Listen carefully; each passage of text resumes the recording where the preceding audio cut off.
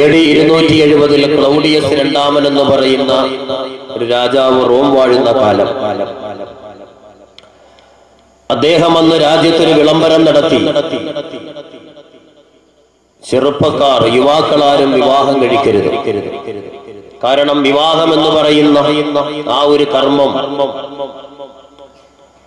അരക്ഷിത സമൂഹത്തെ സൃഷ്ടിക്കുമെന്ന് പറഞ്ഞ് വിവാഹത്തെ നിരുത്സാഹപ്പെടുത്തുകയും വിവാഹം കഴിക്കാതെ അവിവാഹിതരായി കഴിയുന്ന യുവാക്കൾക്ക്, ചെറുപ്പക്കാർക്ക് പട്ടാളത്തിലും മറ്റും ജോലി വാഗ്ദാനം ചെയ്ത് വിവാഹത്തെ നിരുത്സാഹപ്പെടുത്തുന്ന ഒരു പ്രഖ്യാപനം നടത്തി.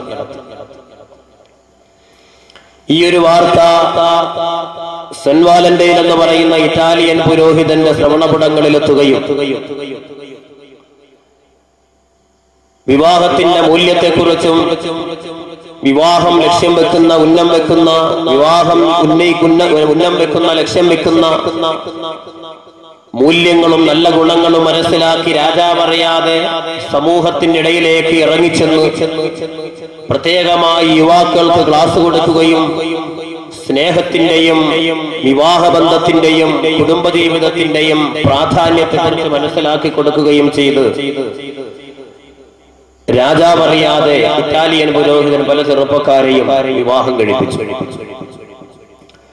രാജാവിന്റെ തീരുമാനം ലംഘിച്ചുകൊണ്ട് വിവാഹത്തിന് വേണ്ടി പ്രേരിപ്പിക്കുന്ന ഈ പുരോഹിതനെ ജയിലിലടയ്ക്കുകയും ജയിലിൽ കിടന്ന് സെന്റ് വാലന്റൈൻ എന്ന് പറയുന്ന ഇറ്റാലിയൻ പുരോഹിതൻ ജയിൽ വാർഡന്റെ മകളെ പ്രണയിക്കുകയും സ്നേഹിക്കുകയും ചെയ്തു. അവസാനം ഫെബ്രുവരി 14 സെന്റ് വാലന്റൈൻ എന്ന് പറയുന്ന ഇറ്റാലിയൻ പുരോഹിതന്റെ കഥ കഴിച്ചു എന്ന് ചരിത്രത്തിൽ കാണാൻ കഴിയും. ഫെബ്രുവരി 14 സ്നേഹബന്ധങ്ങളുടെയും എല്ലാ സീമകളും മറികടന്ന് അശ്ലീലതയിലേക്ക് ഫെബ്രുവരി 14 മാറുമ്പോൾ ആ ഒരു ദിവസത്തിന്റെ പശ്ചാത്തലം ഇതാണ്.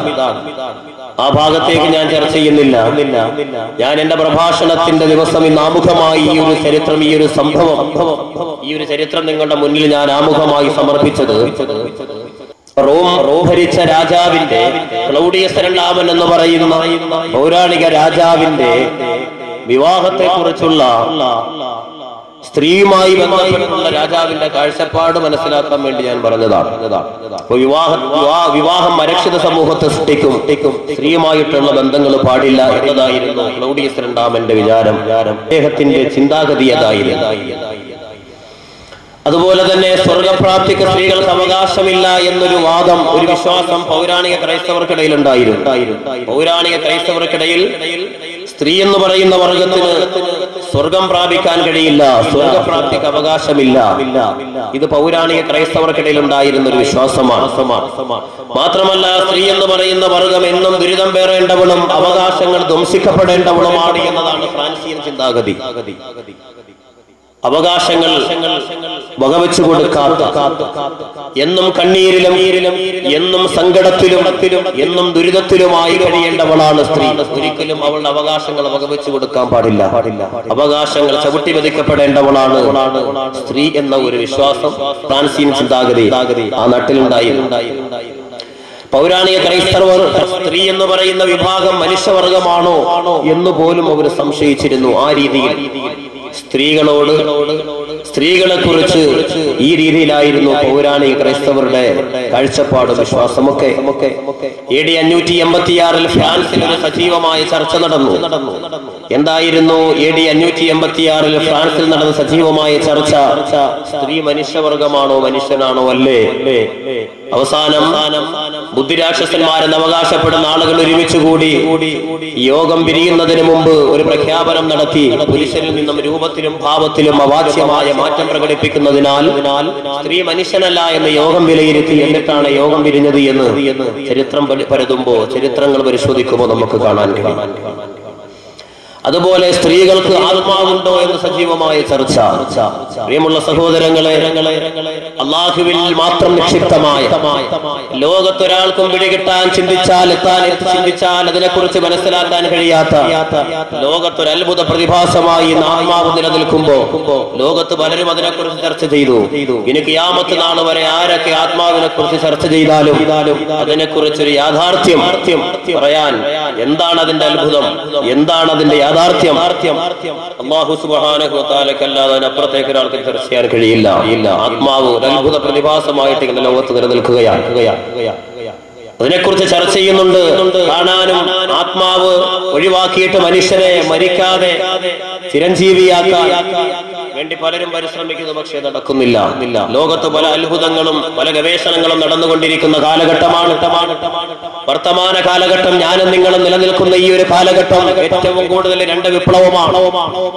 രണ്ട് സാങ്കേതിക വിദ്യകൾ, നാനോ ടെക്നോളജിയും അതുപോലെ തന്നെ IT വിപ്ലവവും അതിന്റെ പാരമ്യതയിൽ എത്തി നിൽക്കുന്ന ഈ ഒരു വർത്തമാന കാലഘട്ടത്തിൽ മനുഷ്യന്റെ ബുദ്ധി ഉപയോഗിച്ചുകൊണ്ട് ലോകത്ത് പലതും അവൻ കണ്ടെത്തി. പല ഗവേഷണങ്ങളും മനുഷ്യൻ നടത്തി, പലതും നടത്തിക്കൊണ്ടിരിക്കുന്നു. എത്രത്തോളം രണ്ടു കാലിൽ എഴുന്നേറ്റ് നടക്കുന്ന മനുഷ്യൻ അവന്റെ ബുദ്ധി ഉപയോഗിച്ചുകൊണ്ട് പലതും കണ്ടുപിടിച്ച് പല ഗവേഷണങ്ങളിലൂടെ പല ചിന്താഗതികളിലൂടെ പലതും കണ്ടെത്തിയിട്ട് അനന്തവിഹായസിലൂടെ ആകാശത്തിലൂടെ വായുമണ്ഡലങ്ങൾ കീറിമുറിച്ചുകൊണ്ട് ചിറകിട്ടടിച്ച് പറന്നു പോകുന്ന പശ്ചിമറവാദികളെ പോലെ അനന്തവിഹായസിലൂടെ പാറിപ്പറക്കാൻ എന്ന് മനുഷ്യന് കഴിയുന്നു. അതുപോലെ തന്നെ സമുദ്രാന്തർഭാഗത്തിലൂടെ ഊളിയിട്ട് നീന്തുന്ന മത്സ്യങ്ങളെ പോലെ അന്തർവാഹിനി കപ്പലുകൾ ഉപയോഗിച്ചുകൊണ്ട് മണിക്കൂറുകളോളം സമുദ്രാന്തർഭാഗത്തിലൂടെ ഊളിയിട്ട് നീന്താനും സഞ്ചരിക്കാനും മനുഷ്യനെന്ന് കഴിയുന്നു. ഈ ഗവേഷണങ്ങളും ഈ പുരോഗതികളും നടന്നുകൊണ്ടിരിക്കുമ്പോഴും ആത്മാവ് ബുദ്ധിരാക്ഷസന്മാരുടെ മുന്നിൽ ഒരു അത്ഭുതമായി നിലനിൽക്കുകയാണ്.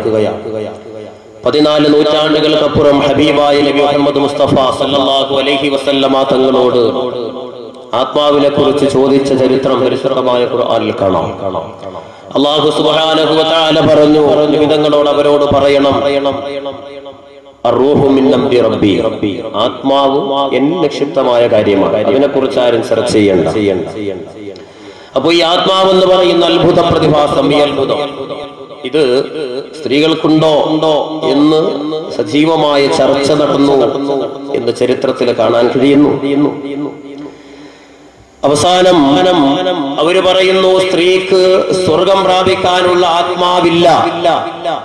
ഏതെങ്കിലും ഒരു പെണ്ണിന് സ്വർഗത്തിന്റെ സുഖലോലുപതയിൽ പാറിപ്പറക്കാനുള്ള ആ ഒരു അനുവാദമുണ്ടെങ്കിൽ, അവകാശമുണ്ടെങ്കിൽ, അതിനുള്ളൊരു സൗഭാഗ്യമുണ്ടെങ്കിൽ അത് കന്യാമറിയമിന്റെ മാത്രം പ്രത്യേകതയാണ്.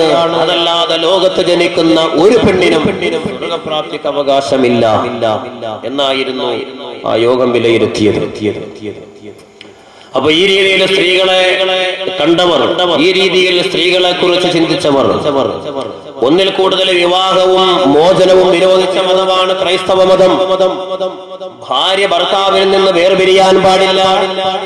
അങ്ങനെ ഏതെങ്കിലും ഒരു പെണ്ണ് ഭർത്താവിൽ നിന്ന് ഭാര്യ വേർപിരിയുകയാണെങ്കിൽ മരണം വരെയും അവൾ അവിവാഹിതയെ പോലെ ജീവിക്കണം.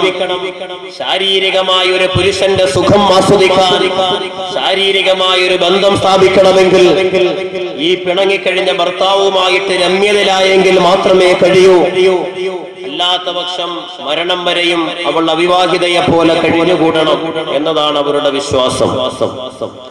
ഉപേക്ഷിക്കപ്പെട്ട പെണ്ണിനെ ഭർത്താവ് ഒഴിവാക്കിയ ഉപേക്ഷിക്കപ്പെട്ട പെണ്ണിനെ ആരെങ്കിലും വിവാഹം ചെയ്താൽ അവൻ വ്യഭിചാരം ചെയ്യുന്നു എന്ന് ലൂക്കോസിന്റെ വചനങ്ങൾ പറയുന്നു. ഉപേക്ഷിക്കപ്പെട്ട പെണ്ണിനെ മറ്റൊരാൾ വിവാഹം കഴിക്കാൻ പാടില്ല. അങ്ങനെ വിവാഹം കഴിച്ച് ശാരീരികമായ ബന്ധത്തിൽ ഏർപ്പെടുമ്പോ അവൻ വ്യഭിചാരം എന്ന് പറയുന്ന മോശമായൊരു പ്രവർത്തനം ആ ഒരു കർമ്മവുമായി ബന്ധപ്പെടുന്നു. ഇതാണ് ലൂക്കോസിന്റെ വചനങ്ങൾ. ഭർത്താവ് മരണപ്പെട്ട സ്ത്രീ പോലും പുനർവിവാഹം നടത്താതിരിക്കലാണ് ഉത്തമം. അതാണ് അവരുടെ നിയമം പഠിപ്പിക്കുന്നത്. ഈ ഒരു നിയമത്തിന്റെ പേരിൽ എന്താ സംഭവിച്ചത്? അനേകായിരം വിധവകളെ വേശ്യകളാക്കാൻ ഉപയോഗിച്ചു. ഈ ഒരു കിരാതമായൊരു നിയമത്തിന്റെ പേരിൽ അമേരിക്കയുടെയും യൂറോപ്പിന്റെയും തെരുവോരങ്ങളിൽ കാണുന്ന എണ്ണമറ്റ വേശ്യകൾ ഈ ക്രൂരമായ നിയമത്തിന്റെ ക്രൂരതയിലേക്കാണ് വിരൽ ചൂണ്ടുന്നത്. നമുക്കറിയാം 1995 ബെസ്റ്റ് സെല്ലറായ അഥവാ ഏറ്റവും കൂടുതൽ വിറ്റഴിക്കപ്പെട്ട ഫാദർലെസ് അമേരിക്ക അഥവാ അച്ഛനില്ലാത്ത അമേരിക്ക എന്ന് പറയുന്ന ഗ്രന്ഥത്തിൽ ഡേവിഡ് ബ്ലാങ്കൻഹോൾ അദ്ദേഹം എഴുതുന്നു, അദ്ദേഹം പറയുന്നു, അമേരിക്കയിൽ ജനിച്ചു വീഴുന്ന കുട്ടികൾ 40% കുട്ടികൾക്കും അച്ഛനില്ല. അച്ഛനില്ല എന്ന് പറഞ്ഞാൽ പിതാവില്ലാതെ ജന്മമില്ല, പുരുഷനില്ലാതെ ജന്മമില്ലല്ലോ. ഈ പറഞ്ഞതിന്റെ ആശയം എന്താ? അഥവാ അച്ഛനാരാണെന്ന് ആരാണെന്നറിയില്ല. 40% ജനിച്ചു വീഴുന്ന കുട്ടികൾക്കും അച്ഛനാരാണെന്നറിയില്ല. ആ രീതിയിൽ വ്യഭിചാരം അവിഹിത ബന്ധം നടന്നുകൊണ്ടിരിക്കുകയാണ്. സ്ത്രീകളെ കുറിച്ച് പലരും കവിത എഴുതിയിട്ടുണ്ട്, സ്ത്രീകളെ കുറിച്ച് പലരും വാചാലമായി സംസാരിച്ചിട്ടുണ്ട്, സ്ത്രീകളെ കുറിച്ച് പലരും എഴുതിയിട്ടുണ്ട്. അല്ലേ? എല്ലാത്തിനും സ്ത്രീയാണ് കഥാപാത്രം, എല്ലാത്തിനും സ്ത്രീയാണ് കഥാപാത്രം.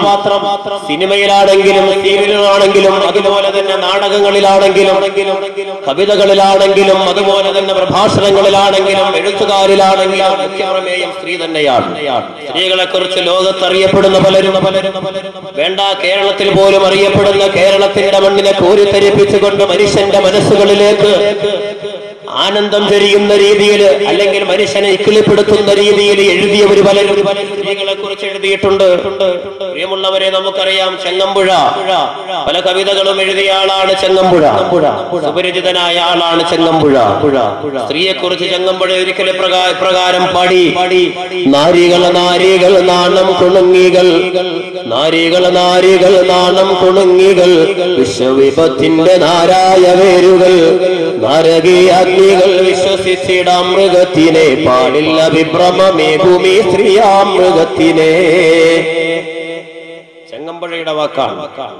നാരികൾ നാരികൾ നാണം കുണുങ്ങികൾ, സ്ത്രീകൾ നാണം കുണുങ്ങികളാണ്. ചെങ്ങമ്പുഴയുടെ കാലഘട്ടത്തിൽ സ്ത്രീകളെ കുറിച്ച് പറഞ്ഞാണെന്ന് എനിക്ക് തോന്നുന്നത്. കാരണം ഇന്ന് ഈ ഒരു സ്വഭാവം, നാണം അല്ലെങ്കിൽ ഹയാ, ലജ്ജ ഈമാനിന്റെ ഭാഗമാണെന്ന് പഠിപ്പിച്ച ആ ഒരു സ്വഭാവം ഇന്ന് നമ്മുടെ സഹോദരിമാർക്കുണ്ടോ? ലജ്ജ ഉയർത്തപ്പെട്ടു പോയി. ലജ്ജ എന്ന് പറയുന്ന സ്വഭാവം ഇന്ന് സ്ത്രീകൾക്കില്ല. പെണ്ണിന്റെ സൗന്ദര്യം, ഒരു സ്ത്രീയുടെ സൗന്ദര്യമാണ് ലജ്ജ. ലജ്ജയില്ലെങ്കിൽ എന്തും ചെയ്തോ എന്ന് റസൂലുള്ളാഹി സ്വല്ലല്ലാഹു അലൈഹി വസല്ലമ തങ്ങൾ പഠിപ്പിക്കുന്നു. ലജ്ജയില്ലാത്തതിന്റെ പേരിലാണ് അത് നടക്കുന്നത്, പല തെറ്റുകളിലേക്ക് മനുഷ്യൻ പോകുന്നത്. ലജ്ജ എന്ന് പറയുന്ന സ്വഭാവം അത് അത്യാവശ്യമാണ്. പക്ഷെ ഇന്ന് ലജ്ജ, ഇന്ന് സ്ത്രീകളിൽ നിന്ന് ആ ഒരു സ്വഭാവം ഇന്ന് ഉയർത്തപ്പെട്ടു പോയി. ഖിയാമത്തിന്റെ അടയാളമാണ്, ഖിയാമത്തിന്റെ അടയാളമാണ്. 14 നൂറ്റാണ്ടുകൾക്ക് മുമ്പ് ഹബീബായ നബി മുഹമ്മദ് മുസ്തഫ സല്ലല്ലാഹു അലൈഹി വസല്ലമ തങ്ങൾ ഖിയാമത്തിന്റെ അടയാളങ്ങൾ പറഞ്ഞ കൂട്ടത്തിൽ ഒരു പ്രാവശ്യം ഇപ്രകാരം പറഞ്ഞു: 4 കാര്യങ്ങൾ ദുനിയാവിൽ നിന്ന് ഉയർത്തപ്പെടുന്നത് കണ്ടാൽ അത് ഖിയാമത്തിന്റെ അടയാളമാണ്. ഏതാണ് ആ 4 കാര്യങ്ങൾ ഉയർത്തപ്പെടുന്നത്? ഒന്നാമത് റസൂലുള്ളാഹി പറഞ്ഞു: അൽ ഹയാഉ മിനൻ നിസാ, സ്ത്രീവർഗത്തിൽ നിന്ന് ലജ്ജ എന്ന് പറയുന്ന സ്വഭാവം ഉയർത്തപ്പെടുക. ലജ്ജ എന്ന സ്വഭാവമുണ്ടെങ്കിൽ നല്ലതുപോലെ വസ്ത്രം ധരിക്കില്ലേ? ലജ്ജ എന്ന സ്വഭാവമുണ്ടെങ്കിൽ കവലകളിലൂടെ അങ്ങാടികളിലൂടെ കറങ്ങി തിരിയുമോ? അല്ലാഹുവിന്റെ റസൂല് പറഞ്ഞു, ലജ്ജ എന്ന് പറയുന്ന സ്വഭാവം, ലജ്ജ സ്ത്രീകളിൽ നിന്ന് ഉയർത്തപ്പെടുന്നത് കണ്ടാൽ അത് ഖിയാമത്തിന്റെ അടയാളമാണ്. 4 കാര്യങ്ങൾ ഉയർത്തപ്പെടും, അതിലൊന്ന് അല്ലാഹുവിന്റെ റസൂല് പറഞ്ഞത് ഇതാണ്, ലജ്ജ. ഇപ്പൊ ചെങ്ങമ്പുഴ പറയുന്നു: നാരികൾ നാരികൾ നാണം കുണുങ്ങികൾ, വിശ്വവിപത്തിന്റെ നാരായ വേരുകൾ. ലോകത്തെ സകല പ്രശ്നങ്ങൾക്കും കാരണം ഈ ഒരു വർഗമാണ്. സഹോദരിമാര്, എന്നെ ചീത്ത വിളിക്കണ്ട, എന്നെ ആക്ഷേപിക്കണ്ട. ഇത്രയും ദൂരെ നിന്ന് വാന്ന് പറയാൻ വേണ്ടി വിളിച്ചുകൊണ്ട് വന്നിട്ട് ഞങ്ങളെ ആക്ഷേപിക്കാനാണോ കൊണ്ടുവന്നത്? ഒന്നുമല്ല. ചെങ്ങമ്പുഴയുടെ വാക്ക് അഡ്വാൻസ് ആയിട്ട് ഞാൻ പറയുകയാണ്. ലോകത്തെ സകല പ്രശ്നങ്ങൾക്കും കാരണക്കാരാണ്. ഒരു പഠനം നടത്തണം, ഒരു പഠനം. ലോകത്ത് പല രാജ്യങ്ങളും അടക്കി ഭരിക്കുന്ന പല നേതാക്കന്മാർ, പലരുടെയും ജീവിതത്തിൽ പല പ്രശ്നങ്ങളും അന്വേഷിക്കണം. പലരുടെയും നേതൃസ്ഥാനം, അധികാരങ്ങൾ നഷ്ടപ്പെടാൻ, സ്ഥാനഭ്രഷ്ടനാകാനുള്ള പല കാരണങ്ങളുടെയും പിന്നിൽ സ്ത്രീയാണ്. ലോകത്ത് സകല പ്രശ്നങ്ങൾക്കും ചിന്തിച്ചോ, ഞാനത് വ്യക്തമായിട്ട് പറയേണ്ട കാര്യങ്ങൾ അത് പർവ്വതീകരിച്ച് പറയേണ്ട കാര്യമില്ല. നമ്മൾ കണ്ടുകൊണ്ടിരിക്കുന്നു പലയിടത്തും പ്രശ്നങ്ങളും പേപ്പറുകളിലൂടെ, ദൃശ്യശ്രാവ്യ മാധ്യമങ്ങളിലൂടെ കണ്ടുകൊണ്ടിരിക്കുന്നു, വായിക്കുന്നു, കേൾക്കുന്നു. ലോകത്ത് നടക്കുന്ന ഒട്ടുമിക്ക പ്രശ്നങ്ങൾക്കും കാരണക്കാർ അതിന്റെ പിന്നിൽ അത് പെണ്ണാണ്, സ്ത്രീയാണ്. എവിടെ കൊലപാതകങ്ങൾ നടന്നാലും, എവിടെ അന്വേഷിച്ചോ അതിന്റെ പിന്നിൽ സ്ത്രീയാണ്.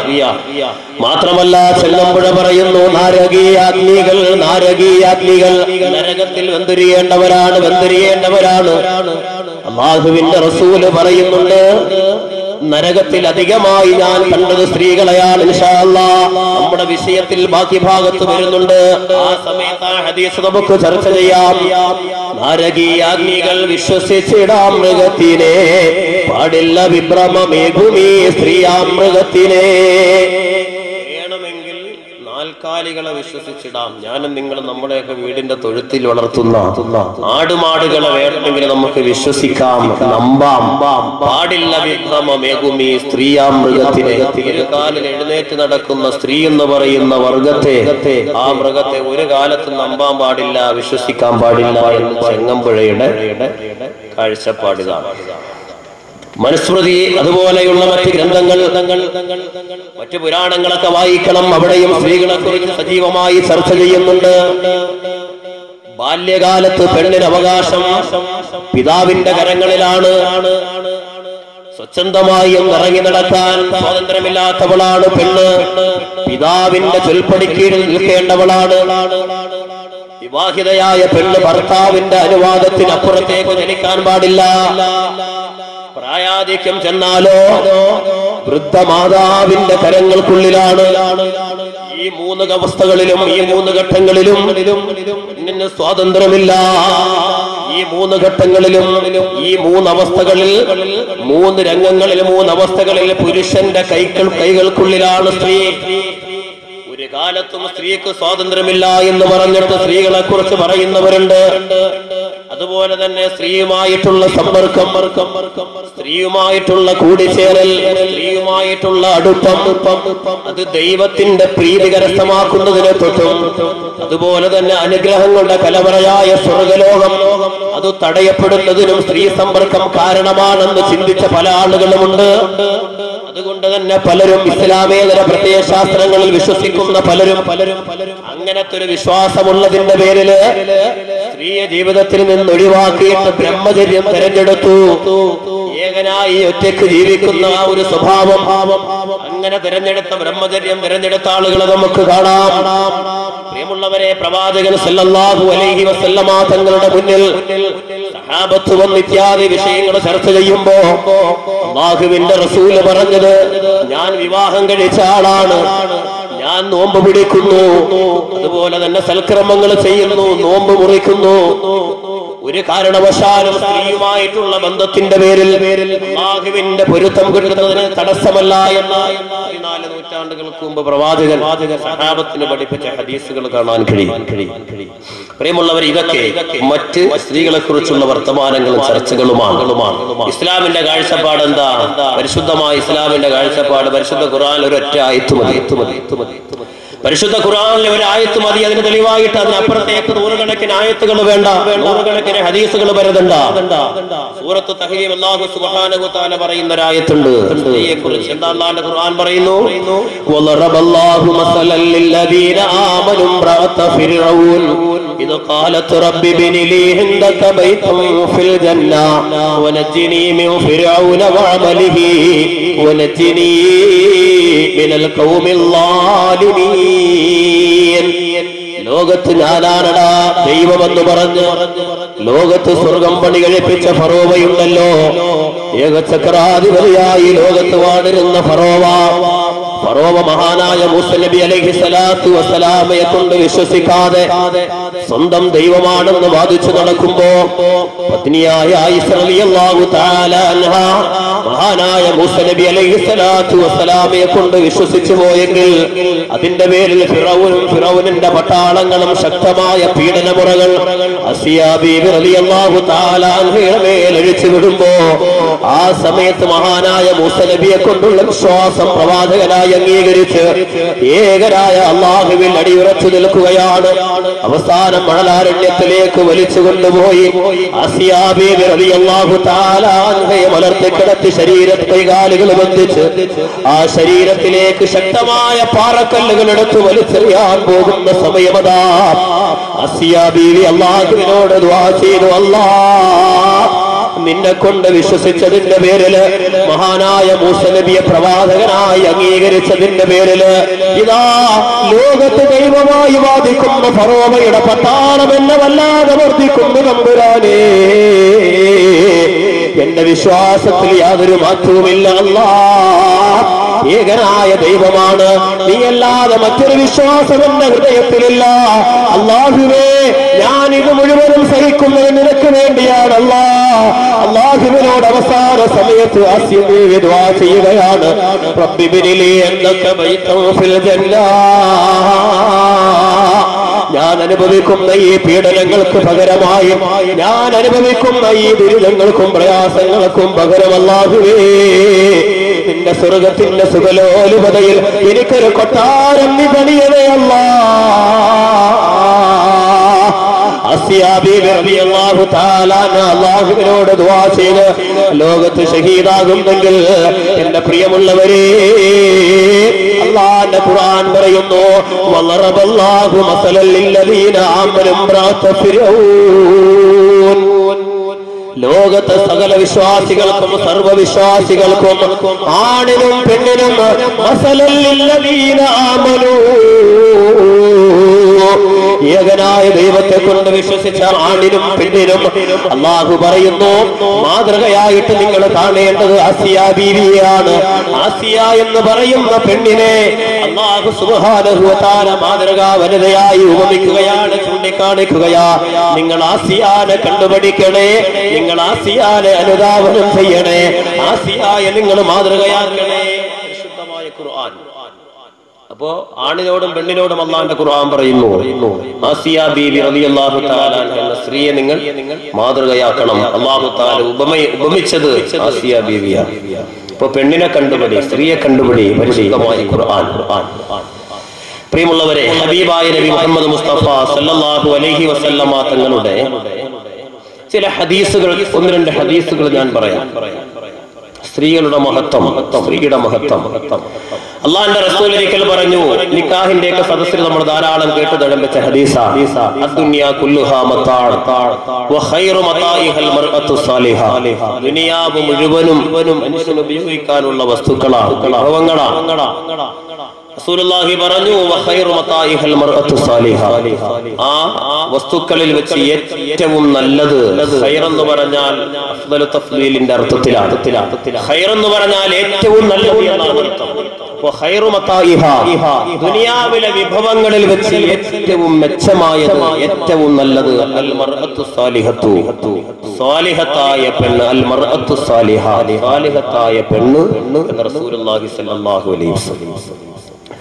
കുറെ ഹദീസുകളിൽ അല്ലാഹുവിന്റെ റസൂൽ മർഅത്തെ സ്വാലിഹ, സാലിഹത്തായ പെണ്ണ്, സ്വാലിഹത്തായ സ്ത്രീ എന്ന് പറയുന്നുണ്ട്. എന്താ സാലിഹത്തായ പെണ്ണ്? സാലിഹത്തായ അൽ മർഅത്തു സാലിഹ എന്ന പ്രയോഗത്തിൽ വരുന്ന ഹദീസുകൾ ധാരാളമുണ്ട്. മറ്റൊരു പ്രാവശ്യം റസൂലുള്ളാഹി പറഞ്ഞു സഹാബത്തിനോട്, അലാ ഉഖ്ബിറുക ബിഖൈരി മാ യകുനിസുൽ മർഉ. ദുനിയാവിലൊരു പുരുഷന് സമ്പാദിക്കുന്ന വസ്തുക്കളിൽ വെച്ച് ഏറ്റവും വിലപിടിപ്പുള്ളതേതാ? എന്റെ പ്രിയമുള്ള സഹോദരങ്ങളെ, നിങ്ങളോട് ചോദിച്ചാൽ നമ്മുടെ മറുപടി എന്തായിരിക്കും? പ്രിയമുള്ളവരെ, ഞാനും നിങ്ങളും ആഗ്രഹിച്ചതുപോലെ, നമ്മുടെ മനസ്സിൽ കൊണ്ട് നടന്നതുപോലെ, മനസ്സിൽ താലോലിച്ചുകൊണ്ട് നടന്നതുപോലെ സുന്ദരമായൊരു കൊട്ടാരം പണിതു കഴിഞ്ഞാൽ, ഇതാണ് ദുനിയാവിലെ ഏറ്റവും എനിക്ക് വിലപിടിപ്പുള്ളതെന്നൊരു ചിന്താഗതി നമ്മുടെ മനസ്സിലുണ്ടാകുമെങ്കിൽ, അധ്വാനിച്ച് നമ്മൾ ഏക്കറുകണക്കിന് തോട്ടങ്ങൾ വാങ്ങിയാൽ അതാണ് ഏറ്റവും വിലപിടിപ്പുള്ളതൊരു ചിന്താഗതി നമ്മുടെ മനസ്സിലുണ്ടെങ്കിൽ, ഏറ്റവും വിലപിടിപ്പുള്ളൊരു വാഹനം അതാണ് ഏറ്റവും വിലപിടിപ്പുള്ളത് എന്നൊരു ചിന്താഗതി നമ്മുടെ മനസ്സിലുണ്ടാകുമെങ്കിൽ, അല്ലാഹുവിന്റെ റസൂൽ പറയുന്നു, ഈ ദുനിയാവിൽ പുരുഷനായി പിറന്നവനാണായിട്ട് പിറന്നവനുണ്ടല്ലോ, ഇവൻ സമ്പാദിക്കുന്ന സകലതിനേക്കാളും ഇവൻ എന്തൊക്കെ ദുനിയാവിൽ വെട്ടിപ്പിടിച്ചാലും, ദുനിയാവിൽ ഇവൻ എത്ര കൊട്ടാരങ്ങളെ പണികഴിപ്പിച്ചാലും, ഏക്കറുകണക്കിന് തോട്ടങ്ങൾ അവൻ സമ്പാദിച്ചാലും, അല്ലാഹുവിന്റെ റസൂൽ പറയുന്നു, അലാ ഉഖ്ബിറുക ബിഖൈരി മാ യകുനിസുൽ മർഉ. എടാ ആണായി പിറന്നവനെ, നീ ദുനിയാവിന്റെ പുറന്തോടിൽ നീ സമ്പാദിക്കുന്നതിൽ വെച്ച് ഏറ്റവും വിലപിടിപ്പുള്ള വസ്തുവൽ മർഅത്തു സാലിഹ, സാലിഹത്തായ പെണ്ണാണ്. ഒരു പുരുഷന് സമ്പാദിക്കുന്ന നിധികളിൽ ഏറ്റവും വിലപിടിപ്പുള്ളത് സാലിഹത്തായ പെണ്ണാണ്. മറ്റൊരു പ്രാവശ്യം അല്ലാഹുവിന്റെ റസൂൽ പറയുന്നു, മിൻ സആദത്തി ബിനി ആദമ സലാസ. ദുനിയാവിന്റെ ജീവിതത്തിൽ ഒരു പുരുഷന്റെ 3 സൗഭാഗ്യങ്ങൾ അല്ലാഹുവിന്റെ റസൂൽ എടുത്തു പറയുന്നു. ദുനിയാവിന്റെ ജീവിതത്തിൽ ഒരു മനുഷ്യന്റെ 3 സൗഭാഗ്യം, ഇത് 3ഉം കിട്ടിയാൽ അവൻ സൗഭാഗ്യവാനാണ്. ഒന്നാമത് റസൂലുള്ളാഹി പറഞ്ഞു അൽ മർഅത്തു സ്വാലിഹ, സാലിഹത്തായ പെണ്ണ്. ഇത് ഒരു പുരുഷന്റെ ദുനിയാവിന്റെ ജീവിതത്തിലെ 3 സൗഭാഗ്യങ്ങളിൽ ഒന്നാണ്. രണ്ടാമത് റസൂലുള്ളാഹി പറഞ്ഞത് സൗകര്യമുള്ള ഒരു ഭവനം, വീട്, നല്ലൊരു വീട്. അതുപോലെ തന്നെ വൽ മർകബു സാലിഹു, നല്ല വാഹനം. സ്റ്റാർട്ട് ചെയ്ത് 2 കിലോമീറ്റർ പോകുമ്പോൾ വഴിയിൽ കിടന്ന് പിന്നെ തള്ളി സ്റ്റാർട്ട് ആക്കേണ്ടി വരുന്ന വാഹനമല്ല, നല്ല വാഹനം. അപ്പൊ ദുനിയാവിൽ അല്ലാഹു ഒരു മനുഷ്യന് നൽകുന്ന, ഒരു പുരുഷന് നൽകുന്ന 3 സൗഭാഗ്യങ്ങളിൽ ഒന്ന് സ്വാലിഹത്തായ പെണ്ണ്, മറ്റൊന്ന് നല്ല സൗകര്യമുള്ളൊരു വീട്. നല്ല സൗകര്യമുള്ള വീട്, ആഡംബരം അതിനകത്തില്ല, സൗകര്യമുള്ള വീട്. അത്യാവശ്യം തനിക്ക് എന്റെ ഭാര്യ, മക്കൾ ഇവർക്കൊക്കെ കഴിയാൻ, വിരുന്നുകാർ വന്നാൽ കടക്കാൻ പറ്റുന്ന സൗകര്യത്തിനുള്ള സൗകര്യമുള്ളൊരു വീട്. ആർഭാടം അത് പാടില്ല, സൗകര്യമുള്ളൊരു വീട്, പിന്നെ നല്ലൊരു വാഹനം. റസൂലുള്ളാഹി പറയുന്നു ഒരു മനുഷ്യന്റെ, ഒരു പുരുഷന്റെ ദുനിയാവിൽ അല്ലാഹു കൊടുക്കുന്ന സൗഭാഗ്യങ്ങൾക്കെതിരെ പരാജയത്തിന്റെ അല്ലാഹുവിന്റെ റസൂൽ പറയുന്നു അൽ മർഅത്തു സൂഉ, ചീത്തയായ മോശപ്പെട്ട ഭാര്യ. സ്വഭാവം ദുസ്വഭാവിയായ മോശമായ സ്വഭാവമുള്ളവൾ. അങ്ങനെ ഒരു പെണ്ണ് ജീവിതത്തിൽ ഒരു പുരുഷന് കിട്ടിയാൽ അവന്റെ പരാജയത്തിന് അത് കാരണമാണ് എന്ന് അല്ലാഹുവിന്റെ റസൂൽ പഠിപ്പിക്കുന്നു. രണ്ടാമത് വൽ മസ്കനു സൂ, മോശമായ വീട്. ചില ഭവനങ്ങളുണ്ട്, ചില വീടുകളുണ്ട്, ഒരു ബറക്കത്തും ഉണ്ടാവൂല. എന്നും അസ്വസ്ഥതയും സ്വാരസ്യങ്ങളും രോഗങ്ങളും പ്രശ്നങ്ങളും മടിയും വഴക്കും വക്കാണവും, എന്നും പ്രയാസങ്ങളാണ്, ബുദ്ധിമുട്ടുകളാണ്, ദാരിദ്ര്യമാണ്. അങ്ങനത്തെ ചില ഭവനങ്ങളുണ്ട്. അതും ദുനിയാവിൽ ഒരാളുടെ പരാജയത്തിന് കാരണമാണ്. മൂന്നാമത് റസൂലുള്ളാഹി പറഞ്ഞു വൽ മർകബു സൂ, മോശപ്പെട്ട വാഹനം. എപ്പോഴും വാഹനത്തെ ശപിക്കാനേ നമുക്ക് നേരം ഉണ്ടാവും. ഒരു വഴിക്ക് പോകാൻ ഇറങ്ങിയാൽ എത്തൂല, ഒരു അരമണിക്കൂർ 1 മണിക്കൂർ ലേറ്റ് ആവും. കാരണം ഇടയ്ക്ക് വാഹനം നിന്ന്, പിന്നെ അതുപോലെ എന്നും കുന്നും വാഹനത്തിന് പണി, ബഹളം, പ്രശ്നങ്ങൾ. ഇതൊരു പരാജയത്തിന്റെ അടയാളമാണ്. അങ്ങനെ ഉണ്ടല്ലോ ചില ആളുകൾ വാഹനം കൊണ്ട് നന്നാവുന്നവരുണ്ട്, വാഹനം കൊണ്ട് തകർന്നു പോകുന്നവരുണ്ട്. ഭാര്യ കൊണ്ട് ജീവിതത്തിൽ ബറക്കത്ത് നേടി നന്നാവുന്നവരുണ്ട്, അതുകൊണ്ട് തന്നെ ജീവിതം നശിക്കുന്നവരുണ്ട്. നമ്മുടെ വിഷയം ഒന്നാമത് റസൂലുള്ളാഹി പറഞ്ഞു ഒരു പുരുഷന്റെ 3 സൗഭാഗ്യങ്ങളിൽ ഒന്നാമത് റസൂലുള്ളാഹി പറഞ്ഞു അൽ മർഅത്തു സ്വാലിഹ. ഈ 3 ഹദീസുകൾ. മറ്റൊരു ഹദീസിലുണ്ട് തഖ്വ കഴിഞ്ഞാൽ ഒരു മനുഷ്യൻ തന്റെ ജീവിതത്തിൽ, ദുനിയാവിന്റെ ജീവിതത്തിലെ തഖ്വ എന്ന് പറഞ്ഞാൽ പാരത്രിക ലോകത്തേക്കുള്ള പാഥേയം, പ്രഥമ പാഥേയമാണ് തഖ്വ. ജീവിതത്തിന്റെ നാനോന്മുഖ മേഖലകളിലും നിഖില മേഖലകളിലും സൂക്ഷ്മത പാലിക്കുക തഖ്വ. പല അർത്ഥങ്ങളുണ്ട് തഖ്വയ്ക്ക്, വിശാലമാണ്. തഖ്വ എന്ന ഒറ്റ വാക്കിൽ നമ്മൾ പറയും സൂക്ഷ്മത പാലിക്കുക. ജീവിതത്തിന്റെ നിഖില മേഖലകളിൽ സൂക്ഷ്മത പാലിക്കുക, ഇതാണ് തഖ്വ. ഇത് ഒരാൾക്ക് കിട്ടിക്കഴിഞ്ഞാൽ അടുത്തത് ഒരാൾക്കുണ്ടാകേണ്ടത് സ്വാലിഹത്തായ പെണ്ണാണ്. റസൂലുള്ളാഹി സ്വല്ലല്ലാഹു അലൈഹി വസല്ലം തങ്ങൾ പഠിപ്പിക്കുന്നു. പരിശുദ്ധ ഖുർആനിൽ ഒരു ആയത്തുണ്ട്, നമ്മൾ ദുആയിക്കൊക്കെ പ്രാർത്ഥനകളിൽ ഉച്ചരിക്കാറുള്ള ഒരു ആയത്താണ്. റബ്ബനാ ആതിനാ ഫിദ്ദുനിയാ ഹസന വഫിൽ ആഖിറതി ഹസനതൻ വഖിനാ അദാബന്നാർ. റബ്ബനാ ആതിനാ ഫിദ്ദുനിയാ ഹസന, അല്ലാഹുവേ ദുനിയാവിൽ നീ ഞങ്ങൾക്ക് ഹസനത്ത് തരണേ അല്ലാഹ്. ഹസനത്ത് എന്ന് പറഞ്ഞ പരിശുദ്ധ ഖുർആനിന്റെ ആയത്തിലെ ആ ഒരു പദത്തിന് ചില മുഫസ്സിറുകൾ അൽ മർഅത്തു സ്വാലിഹ, ദുനിയാവിൽ ഞങ്ങൾക്ക് സാലിഹത്തായ സ്ത്രീയെ, ഭാര്യയെ തരണമേ അല്ലാഹ് എന്ന് അർത്ഥം പറഞ്ഞ മുഫസ്സിറുകളെ നമുക്ക് കാണാൻ കഴിയും.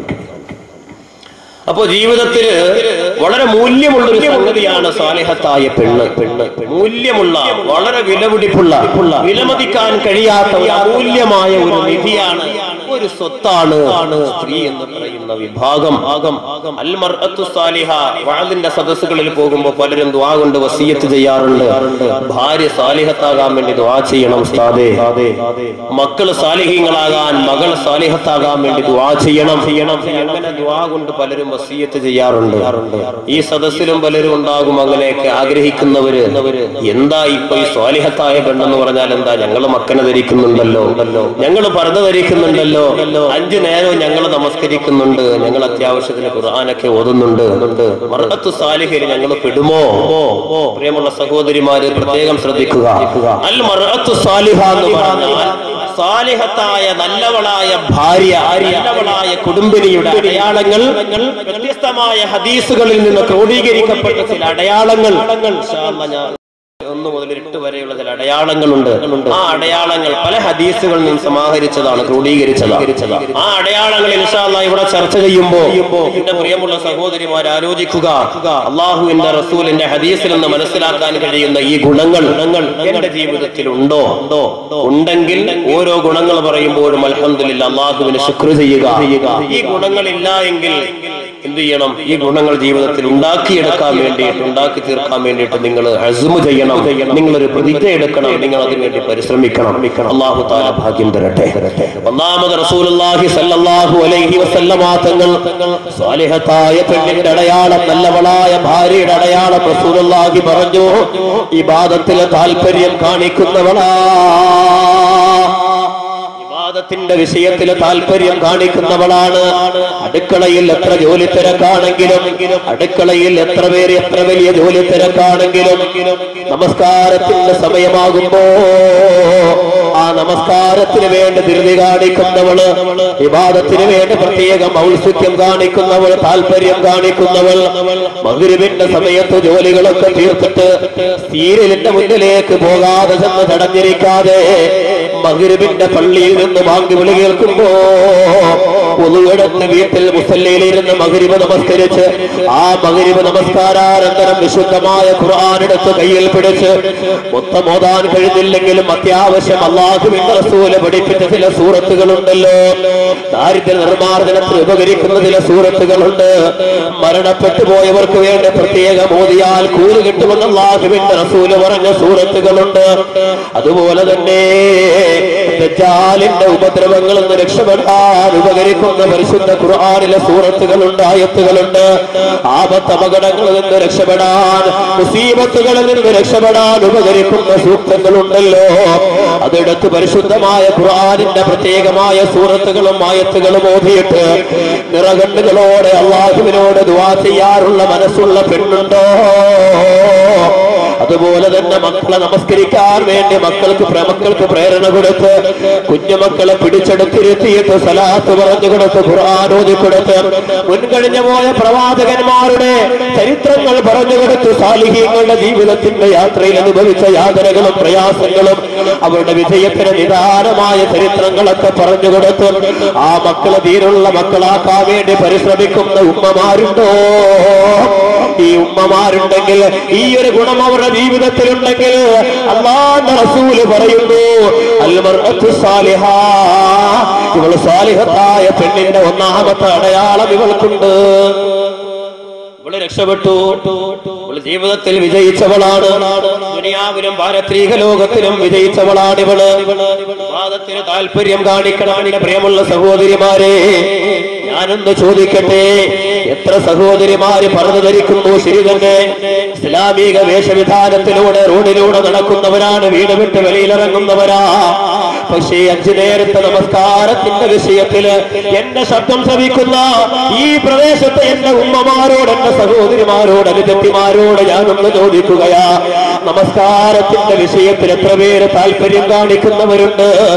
എത്ര പേര് കളാക്കാതെ നമസ്കരിക്കുന്നവരുണ്ട്? പെങ്ങളെ, ഇന്ന് വാഴകേക്കാൻ വേണ്ടി ഈ പവിത്രമായ പള്ളിയുടെ തിരുമുറ്റത്തേക്ക് വരുമ്പോ മനസ്സിൽ ആഗ്രഹമുണ്ട് വാഴ കേൾക്കണമെന്ന ആഗ്രഹത്തോടെ ഈ പള്ളിയുടെ പവിത്രമായ മുറ്റത്തേക്ക് നിങ്ങൾ കാലുകുത്തുമ്പോ മഗ്രിബിന്റെ ബാങ്ക് ഈ പള്ളിയുടെ വിനാരങ്ങളിൽ നിന്ന് മധുരോധാരമായ ബാങ്കിന്റെ ശബ്ദം നിങ്ങളുടെ ശ്രവണപുടങ്ങളിലേക്ക് അലയടിച്ചിട്ട് എത്ര പേര് മഗ്രിബ് നമസ്കരിക്കാത്തവരുണ്ട്? നിങ്ങളൊന്ന് ആലോചിച്ചു നോക്കണേ. മഗ്രിബ് നമസ്കരിക്കാത്ത ആരെങ്കിലും ഉണ്ടോ? എന്റെ പ്രിയമുള്ള സഹോദരിമാരെ, ആ നമസ്കാരം ഉപേക്ഷിച്ച് വന്നിരുന്നു വാഴ കേട്ടിട്ട് നിന്റെ ജീവിതത്തിൽ എന്ത് പ്രയോജനമാ? ഞാൻ ആക്ഷേപിക്കുന്നതല്ല, കളിയാക്കുന്നതല്ല, പരിഹസിക്കുന്നതല്ല. നമ്മുടെ ജീവിതത്തിൽ ഒരു പരിവർത്തനം വേണ്ടേ? നമ്മുടെ ജീവിതത്തിൽ ഒരു മാറ്റം വേണ്ടവെങ്ങളേ. ഈ പറയുന്നതും ഈ സംഘടിപ്പിക്കുന്നതും ഇതെല്ലാം പാരത്രിക ജീവിതത്തിന്റെ മോക്ഷത്തിന് വേണ്ടിയാകുന്നു. ആ നമസ്കാരം ഒഴിവാക്കിയിട്ട് വാഴ കേട്ടുകൊണ്ട് പ്രയോജനമുണ്ടോ?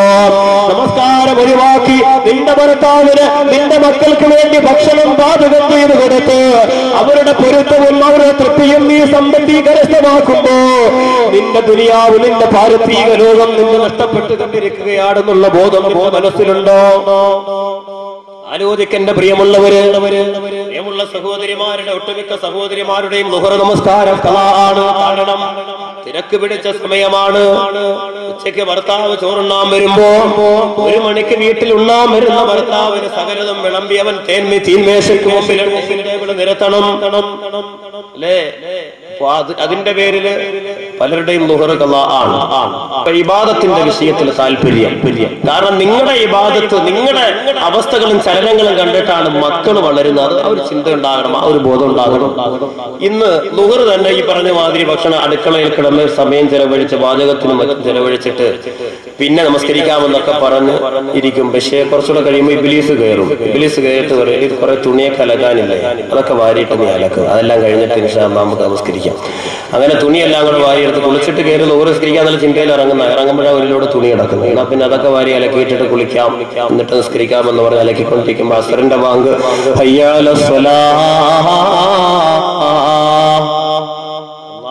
അസറിന്റെ വാങ്ക് കേട്ട പടച്ചോനെ ളുഹറും പോയോ? എന്നാ പിന്നെ അസറിന്റെ വാങ്ക് വിളിച്ചില്ല, എന്നാ ബാക്കി കിടക്കുന്ന നിങ്ങളുടെ വാരിട്ടോ ഉണ്ടായാലും ഇത്രയായി, ബാക്കിയും കൂടെ അലക്കാന്നും പറഞ്ഞ് ബാക്കിയും കൂടെ എടുത്തുകൊണ്ട് അലക്കി കുളിച്ച് കയറുമ്പോഴത്തേക്കിന് മഗ്രിബിന്റെ ബാങ്കായി. മഗ്രിബിന്റെ ബാങ്കല്ലേ, മഗ്രിബിന്റെ ബാങ്ക് കേട്ടോണ്ട് അടുക്കള വീട്ടിലോട്ട് കയറി വരുമ്പോഴത്തേക്കിനാണ് സംഭവം. പിന്നെ നമ്മുടെ ബാക്കി സാധാരണ ഇരിക്കുന്നൊരു പരിപാടി ഉണ്ടല്ലോ, സീരിയൽ എന്ന് പറയുന്ന സമ്പ്രദായം. മഗ്രിബിന്റെ സമയത്ത് വാഴ്ന്നു വെച്ച ഒട്ടുവെക്കാനുള്ള കിട്ടൂല, പ്രത്യേകിച്ച് സഹോദരിമാർ. കാരണം ഇന്ന് സീരിയലിന്റെ മുന്നിൽ അടിമകളായിരിക്കുകയാണ് നമ്മുടെയൊക്കെ സഹോദരിമാർ. ചില നല്ല സ്പിരിറ്റുള്ള നമസ്കാരം ഇത്താമാരൊക്കെ ആണെങ്കിൽ നേരത്തെ വന്ന് ഒന്നു കൊടുത്ത് മുസല്ലയൊക്കെ വിരിച്ചിട്ട് കയറിയിരുന്നു കാണും. മഗ്രിബിന്റെ വാങ്ക് വിളിക്കുമ്പോൾ ചിലരെന്ത് ചെയ്യും, ചിലർ TV ഓഫ് ആക്കിയിട്ട് നമസ്കരിക്കും, പെട്ടെന്ന് നമസ്കരിച്ചിട്ട് ബാക്കി കാണാൻ വേണ്ടിയിട്ട് അങ്ങോട്ടുള്ള ഒരുക്കത്തിലാണ്. ചിലര് കഅബയ്ക്ക് അഭിമുഖമായി തന്നെ സാധനം എടുത്ത് ഇങ്ങോട്ട് വെക്കും, വെച്ച് കഴിഞ്ഞിട്ട് ഓളി അങ്ങ് കുറയ്ക്കും. കാരണം കണ്ടാൽ മതി, അങ്ങനെങ്കിലും സായുജ്യം അടയാൻ വേണ്ടിയിട്ട് ശബ്ദം കുറച്ചിട്ട് കണ്ടോണ്ട് അതിൽ നോക്കി നിസ്കരിച്ച് അങ്ങനെ സായുജ്യം അടയുന്നവർ. ചില ആളുകൾ അത്രയും കേട്ടതിന്റെ കഥ കേട്ടിട്ട് സായുജ്യം അടയുന്നവർ. എങ്ങനെയാണെങ്കിൽ ഇത് ഒഴിവാക്കാൻ പറ്റൂല.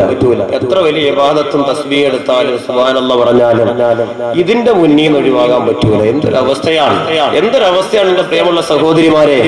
എത്ര പാതിരാത്രി വരെ മഗ്രിബിന് മുമ്പ് തന്നെ ജോലി കഴിഞ്ഞ് ജോലി തീർത്ത് അടുക്കളയിൽ നിന്ന് ഇറങ്ങി ബെഡ്റൂമിലേക്ക് അല്ലെങ്കിൽ ഹാളിലേക്ക് ടിവിയുടെ മുന്നിലേക്ക് ഇറങ്ങിയിരുന്ന പാതിരാത്രി 12 മണി വരെ വേണമെങ്കിൽ ഇതിന്റെ മുന്നിൽ സമയം കളയും. ടെൻഷനും ഇല്ല, ഒരു ബുദ്ധിമുട്ടും ഇല്ല, ഒരു പ്രയാസവും ഇല്ല. ദീനിന്റെ കാര്യങ്ങൾക്ക് നമസ്കരിക്കാൻ വേണ്ടി കൈകെട്ടി നിന്നിട്ട് ഒരു സൂറത്ത് വലിയൊരു സൂറത്ത് ബുദ്ധിമുട്ടാണ് അല്ലേ? പുരുഷന്മാരുടെ അവസ്ഥകൾ അല്പം നമസ്കാരം, ഇശാ നമസ്കാരം നീണ്ടുപോയാലും പരാതിയാണ്. തറാവീഹ് നമസ്കാരത്തിന് അതുകൊണ്ട് ഒട്ടുമിക്ക പള്ളികളിലും ഹാഫിളെ വിളിക്കുമ്പോൾ കുറെ ആളുകളുണ്ടാകും. ഇവിടെ ഹാഫിളൊന്നും വേണ്ട, ഉള്ള ഹാഫിളൊക്കെ മതി, ഉള്ള ഉസ്താദ് അലന്തറ കെട്ടാൻ അങ്ങോട്ട് ഓതിയാൽ മതി. കാരണം എന്താ, സമയം കൂടുതലെടുക്കും തറാവീഹിന് ഹാഫിദിനെ കൊണ്ടുവന്ന് ഓദിക്കുമ്പോ. അപ്പൊ അത്രയും നേരം പള്ളിയിൽ ഇരിക്കാൻ നിസ്കരിക്കാനൊന്നും കഴിയൂല. ഈ വിഡ്ഢിപ്പെട്ടിയുടെ മുന്നിൽ സമയം മണിക്കൂറുകൾ എത്ര വേണമെങ്കിലും ചെലവഴിക്കാനുള്ള ആ ഒരു മാനസികാവസ്ഥ, ഒരു ഉന്മാദം, ഒരു സന്തോഷം നമുക്കുണ്ട്. മക്കൾ വളർന്നു വരുന്നത് കൊച്ചു കുട്ടികളെ മടിയിൽ വെച്ചിരുത്തി കരയുന്ന മക്കളുടെ കരച്ചില് മാറ്റാൻ വേണ്ടിയിട്ട് 2 2.5 വയസ്സുള്ള ബിഞ്ചോപന മക്കളെ മടിയിലിരുത്തിയിട്ട് TV ഓൺ ചെയ്ത് വേണ്ടാധീനങ്ങൾ കാണിച്ചു കൊടുക്കുമ്പോ ഒരല്പ സമയത്ത് നിങ്ങൾക്ക് സ്വസ്ഥതയുണ്ട്, സമാധാനമുണ്ട്.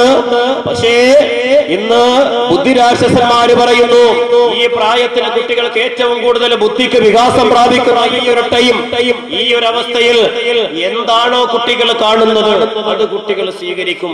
കുട്ടികൾ ആ രീതിയിൽ വഴിവിളക്കാൻ സാധ്യതയുണ്ട്. ഈ സമയത്ത് ഈ പ്രായങ്ങൾ 2.5 3 4 വയസ്സൊക്കെയുള്ള സമയം മക്കൾക്ക് കാണിച്ചു കൊടുക്കേണ്ട നല്ലതായിരിക്കാം, നല്ല കാഴ്ചകൾ. അപ്പൊ കുട്ടികളെ ഈ രീതിയിൽ മാതാപിതാക്കൾ ശ്രദ്ധിക്കണം. പ്രത്യേകിച്ച് ടിവിയുടെ മുന്നിലിരുന്നു ഇതിനു വേണ്ടി സമയം മക്കൾക്ക് വേണ്ടിയിട്ട് ചെലവഴിച്ചു കൊടുക്കുക. പോയി നിസ്കരിക്കണമെന്ന് അമ്മ പറയും, വാപ്പാടെ കാര്യം വിട്, രാവിലെ ജോലിക്ക് വൈകുന്നേരം എപ്പോഴാണ് കയറി വരുന്നേ. മക്കളെ ശ്രദ്ധിക്കേണ്ടത് ഉമ്മമാര് തന്നെയാണ്. കാരണം ഉമ്മയാണ് ഒരു കുട്ടിയുടെ പ്രഥമ പാഠശാല. ഒരു ഉമ്മയുടെ മടിത്തട്ടാണ് ഒരു കുട്ടിയുടെ പ്രഥമ പാഠശാല. അപ്പോ കുട്ടി പഠിക്കേണ്ട മര്യാദകളും അത്യാവശ്യം പഠിക്കേണ്ട ദീനിന്റെ കാര്യങ്ങളൊക്കെ ഉമ്മയുടെ മടിത്തട്ടിൽ നിന്ന് വേണം മക്കള് പഠിക്കാൻ. അപ്പൊക്കെ അതിന് നേരം ഉണ്ടാവൂല, ശ്രദ്ധിക്കാൻ കഴിയൂല. എങ്കിലും സമയം കണ്ടെത്തി ശ്രദ്ധിക്കണം, അത് വേറെ വിഷയം. പക്ഷെ ഇത്യാദി കാര്യങ്ങൾ എപ്പോഴും മക്കളോടൊപ്പം ഉള്ളത് ഉമ്മയാണ്. അതുകൊണ്ട് അവരെപ്പോഴും ശ്രദ്ധിക്കണം മക്കളെ കുറിച്ച്. 10 സ്വലാത്ത് എല്ലാം പറയാൻ എത്ര ഉമ്മമാര് പറയുന്നവരുണ്ട്. മഗ്‌രിബിന്റെ ബാങ്ക് വിളിക്കുമ്പോ കുട്ടികളെ കുളിപ്പിച്ച് വൃത്തിയാക്കിയിട്ട് മറ്റു വിഷയങ്ങൾ പഠിക്കുന്നതിന് മുമ്പ് 110 സ്വലാത്ത് ചെല്ലാൻ അങ്ങനെ പറയുന്നവരുണ്ട്. എത്ര പേരുണ്ട്? അല്ലെങ്കിൽ ഉമ്മയോടൊപ്പം പിടിച്ചിരുത്തി നമസ്കരിപ്പിക്കാൻ വേണ്ടി താല്പര്യം കാണിക്കുന്ന എത്ര ഉമ്മമാരുണ്ട്? ഈ ഉമ്മമാര് നമസ്കരിച്ചിട്ട് വേണ്ടേ മക്കളെ അതിനു വേണ്ടി പ്രേരിപ്പിക്കാൻ. അതല്ലാതെ മക്കളോട് പോയി നമസ്കരിക്കാനും ഖുർആൻ ഓതാനും പറഞ്ഞ അത് ഉമ്മച്ചി പോയി ചെയ്യാൻ പറയും അല്ലേ? അപ്പോൾ ഇബാദത്തിലെ താല്പര്യം അത് കുടുംബത്തിന്റെ ഐക്യത്തിനും ഭദ്രതയ്ക്കും സന്തോഷത്തിനും കുടുംബ ബന്ധത്തിന്റെ നിലനിൽപ്പിനും സ്ത്രീ സാലിഹത്താകണം. ഇബാദത്തിൽ താല്പര്യമുള്ളവളാകണം. അതൊരു സ്വഭാവമാണ്, ഉണ്ടായേ പറ്റും. ഇല്ലെങ്കിൽ കുടുംബം നമ്മൾ ഉദ്ദേശിക്കുന്നത് പോലെ പെണ്ണിനെ കുറിച്ച് എന്താ പറയുന്നത്? കുടുംബത്തിന്റെ വിളക്കെന്നാണ്. കുടുംബത്തിന്റെ വിളക്കെന്നാണ് പെണ്ണിനെ കുറിച്ച് പറയുന്നത് അല്ലേ? അപ്പൊ അത് അന്വർത്ഥമാകണമെങ്കിൽ യാതി ഗുണങ്ങൾ ഉണ്ടാകണം. അല്ലാഹുവിന്റെ റസൂല് പറഞ്ഞു ഇബാദത്തിൽ താല്പര്യം കാണിക്കുന്നവളാകുക.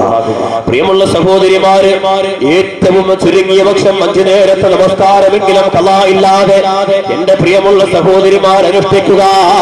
മക്കളെ അതിനുവേണ്ടി മക്കൾക്ക് പ്രചോദനം നൽകുക. കുഞ്ഞുമക്കളെ പള്ളിയുടെ തൊട്ടടുത്ത് താമസിക്കുന്ന ഉമ്മമാര് മക്കളെ പള്ളിയിലേക്ക് പറഞ്ഞു വിടുക. അതല്ല വീട്ടിലാണെങ്കിൽ ഉമ്മയോടൊപ്പം നമസ്കരിക്കാനുള്ള അവസരം ഉണ്ടാക്കി കൊടുക്കണേ. ഇത് കണ്ടുപിടിച്ചിട്ടാണ് മക്കൾ വളർന്നു വരിക. ഈ മക്കള് നമുക്ക് ഉപകരിക്കണ്ടേ? ഈ മക്കളെ കൊണ്ടുള്ള പ്രയോജനം നമുക്ക് വേണ്ടേ? ഈ രീതിയിൽ ഇബാദത്തുള്ള ഉമ്മമാര് ആ രീതിയിൽ മക്കളെ വളർത്തിയെങ്കിൽ മാത്രമേ നമുക്ക് ഉപകരിക്കുന്ന മക്കളാകൂ.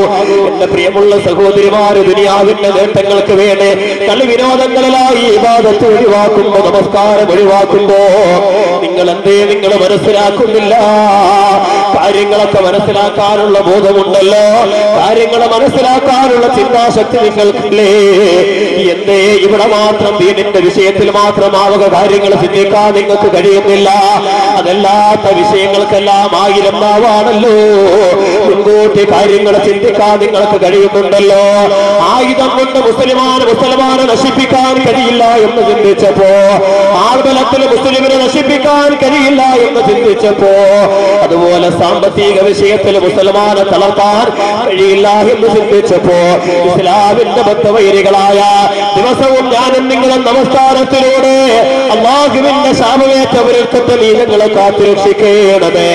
സന്മാർഗം പ്രാപിച്ചവരുടെ പാതയിലൂടെ നീ ഞങ്ങളെ യാത്രയാക്കണമേ എന്ന് അല്ലാഹുവിനോട് ദുആ ചെയ്യുമ്പോ, അല്ലാഹുവിന്റെ ശാപമേറ്റു വാങ്ങിയവര്, അല്ലാഹുവിന്റെ കോപത്തിന് പാത്രീഭൂതരായവരുണ്ടല്ലോ, ഇസ്ലാമിനെ തകർക്കാൻ വേണ്ടി അവസാനമായി അവര് മനസ്സിലാക്കിയ ഗൂഢതന്ത്രമാ. എങ്ങനെയാണെന്നറിയുമോ? ഈമാനികമായി സമൂഹത്തെ തളർത്തിക്കളയുക, ഈമാനികമായി സമൂഹത്തെ നശിപ്പിക്കുക. അതുകൊണ്ട് എന്താ ചെയ്തതെന്നറിയുമോ? നമ്മുടെയൊക്കെ വീടിന്റെ അകത്തളങ്ങളില്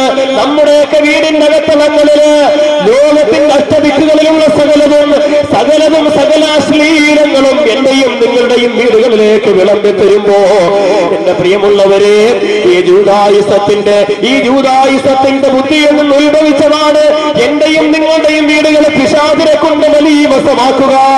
സർവ്വതന്മാടുത്തങ്ങളും സർവ്വശ്ലീലങ്ങളും നമ്മുടെ വീടുകളിലേക്ക് ഒഴുക്കി തരിക.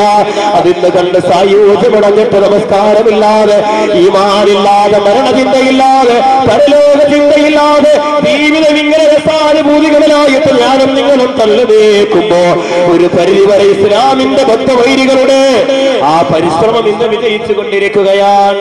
സകല അശ്ലീലങ്ങളും എന്റെയും നിങ്ങളുടെയും വീടുകളിലേക്ക് വിളമ്പി തരുമ്പോ, എന്റെ പ്രിയമുള്ളവരെ, ഈ ജൂദായിസത്തിന്റെ ബുദ്ധിയിൽ നിന്ന് ഉത്ഭവിച്ചതാണ് എന്റെയും നിങ്ങളുടെയും വീടുകളെ പിശാചിനെ കൊണ്ട് മലീമസമാക്കുക. സർവ്വതന്മാടുത്തങ്ങളും സർവ്വശ്ലീലങ്ങളും നമ്മുടെ വീടുകളിലേക്ക് ഒഴുക്കി തരിക.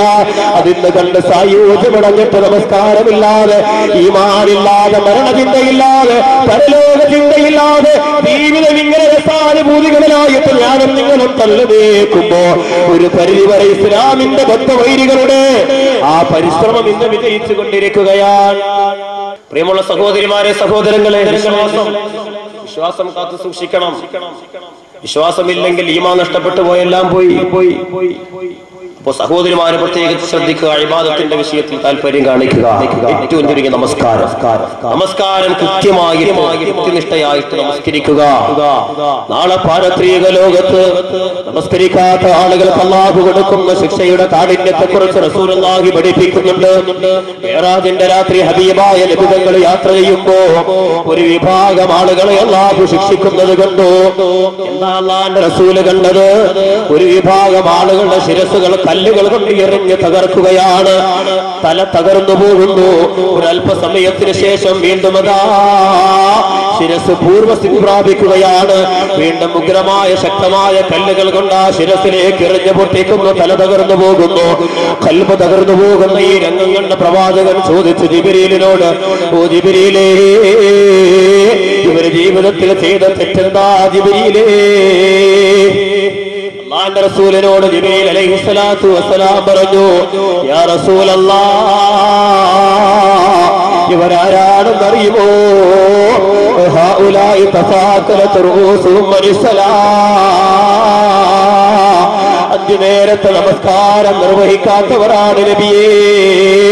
അല്ലാഹുവിന് വേണ്ടി ശിരസ് കുനിക്കാത്തവരാണ്, തല കുനിക്കാത്തവരാ.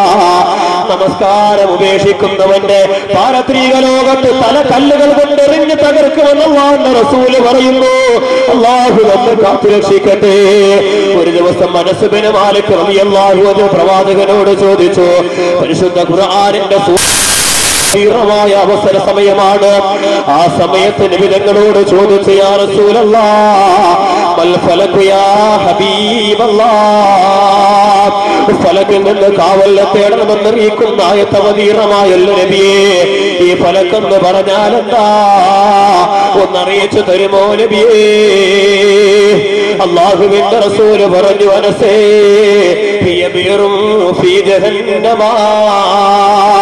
ഇത് ജഹന്നമെന്ന് പറയുന്ന നരകത്തിൽ ഒരു പൊട്ടക്കിണറാണ് അനസേ. എന്താണ് ആ പൊട്ടക്കിണറ്റിന്റെ പ്രത്യേകത എന്നറിയുമോ? ഒരു പക്ഷി 1000 വർഷം ആ പൊട്ടക്കിണറിന്റെ അഗാധങ്ങളിലേക്ക് കടന്നു ചെന്നാൽ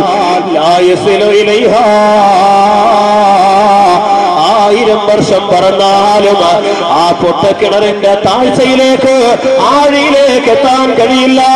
അത്രത്തോളം അഗാധ ഗർത്തമാണ്, അത്രത്തോളം ആഴമാണെന്ന് അല്ലാഹുവിന്റെ റസൂല് അനസ് ബിൻ മാലിക്കിനോട് പറയുമ്പോ നബി തങ്ങളോട് ചോദിച്ചു, അനസ് റളിയല്ലാഹു അൻഹു, ലിമൻ ഹിയ യാ റസൂലല്ലാഹ്, ഇതാരെ ശിക്ഷിക്കാനാണ് നബിയേ? ആരെയാണ് ഈ പൊട്ടക്കിണറ്റിൽ കൊണ്ടുപോയി അല്ലാഹു തള്ളുക? അല്ലാഹുവിന്റെ റസൂല് പറഞ്ഞു, അനസേ,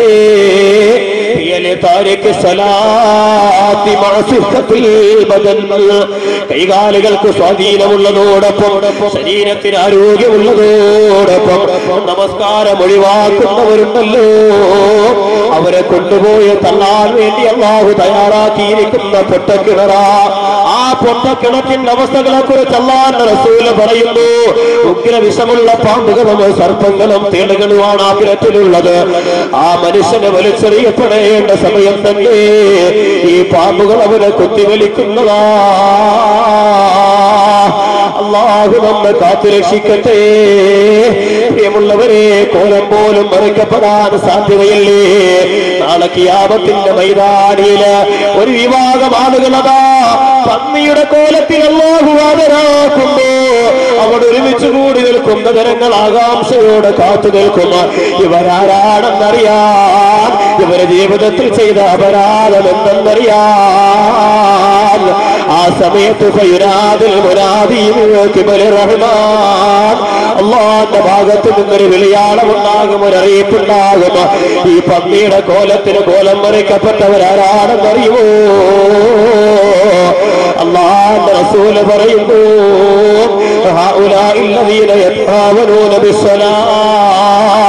നമസ്കാരത്തിൽ അലംഭാവം കാണിച്ചവരാണ്, നമസ്കാരത്തിൽ അലസത കാണിച്ചവരാ.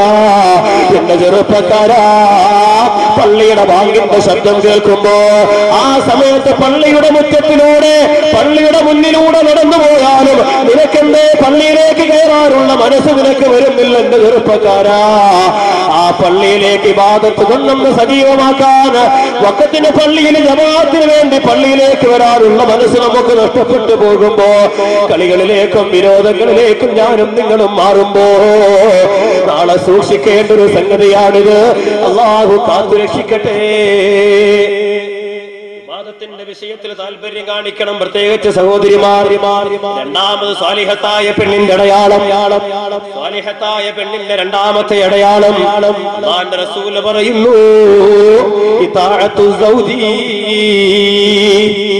ഭർത്താവിനെ അനുസരിക്കുന്നവളാകണം, ഭർത്താവിനെ അനുസരിക്കുന്നവളാകുക. ഇത് സാലിഹത്തായ പെണ്ണിന്റെ രണ്ടാമത്തെ അടയാളം, നല്ലവളായ ഭാര്യയുടെ രണ്ടാമത്തെ അടയാളം.